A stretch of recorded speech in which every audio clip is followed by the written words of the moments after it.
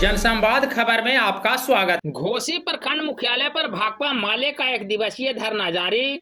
दरअसल घोसी प्रखंड मुख्यालय पर भाकपा माले के खेमस इकाई के तत्वावधान में विभिन्न मांगों को लेकर एक दिवसीय धरना जारी है, जिसमें दर्जनों की संख्या में कार्यकर्ता मौजूद हैं।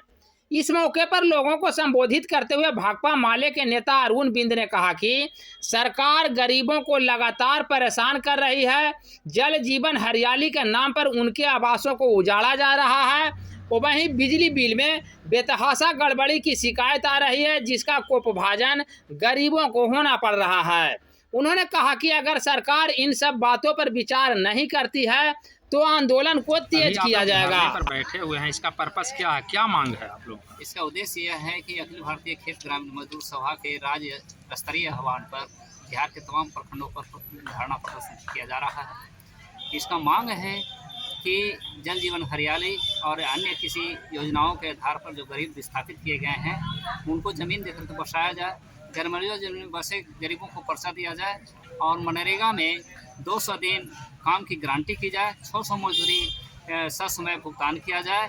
बिजली निजीकरण के माध्यम से बिहार में तबाही मचाए हुए है, इसलिए हम मांग करते हैं कि बकाया बिजली बिल माफ़ किया जाए और 200 फ्री यूनिट बिजली गरीब दलितों को दिया जाए।